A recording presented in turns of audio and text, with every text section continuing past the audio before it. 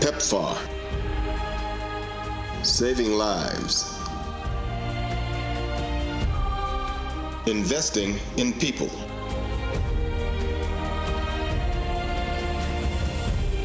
PEPFAR. Partnering for an AIDS-free generation. Children affected by parents dying of HIV/AIDS had to be taken into care. Some were born HIV positive themselves and were vulnerable. Centers like Nazareth House were established to protect and care for these children. The first year that we took HIV positive children into Nazareth House, the first year we had about 4, and then the following year we had 10, and the numbers just escalated until by 1996-97 we had 60 babies and very young children, all under the age of 5, all HIV infected, and most of them had full-blown AIDS and were very, very sick. And during that time we lost almost 90 little ones. The only response we had really were antibiotics, vitamins, and, Panado really just for the pain. Although later on, fortunately, they did start giving them morphine when they were really at the last stages. Every time they developed a sickness, if they got pneumonia or they developed gastro or anything, straight away we would think, oh, is this the end now? It was just a very unsettling and uncertain time. And yet you had to be positive all the time for the children's sake and keep giving them hope all the time, whereas we had very little hope really because we just didn't know what the future was going to be. And the doctors kept warning us, they will not live beyond the age of 5 years, so don't expect them to. With the advent of ARV treatment, the children's destinies were set to change.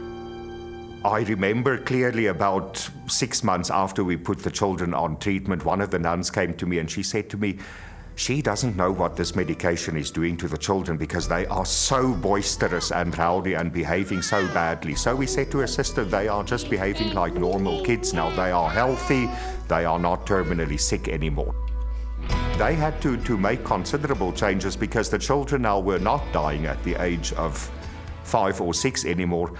10 years down the line, we have Nazareth House children that were started on ARVs in 2004, 2005, who are finishing high school now. The majority of them really kind of turned a corner and really started flourishing. And most of those children now are in their 20s, their early 20s, and it's wonderful. They're living healthy, normal, active lives. Isibindi is another effective model created by the National Association of Children and Youth Care Workers that supports orphans and vulnerable children. Isibindi is a Zulu word meaning courage, and the model creates circles of care around children. The idea is that we recruit unemployed women and men in rural communities, train them to work with vulnerable children and families.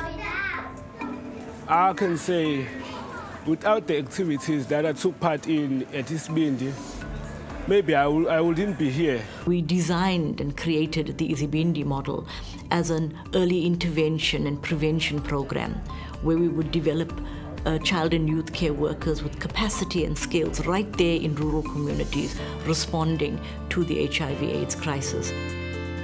Sibonello is a youth care worker trained by the NACCW.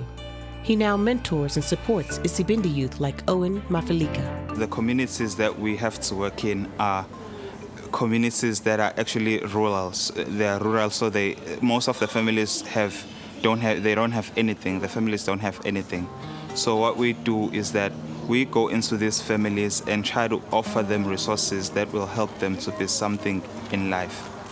In South Africa, we have what is called the youth bulge. So statistically, we're a large children-youth population. So it's important for us to emphasize the development of workers who respond effectively to the needs of children and youth. I still had memories of my dreams. I usually discussed with my mother because she was more closer to me. So I usually shared my dreams with her. So the time she was gone, I had nobody to discuss my dreams with. Without the Isibindi program, I don't think I would have made it. Strengthening child welfare and protection systems is a central focus for PEPFAR. and its funding has enabled the Isibindi model to respond effectively to children in unique circumstances.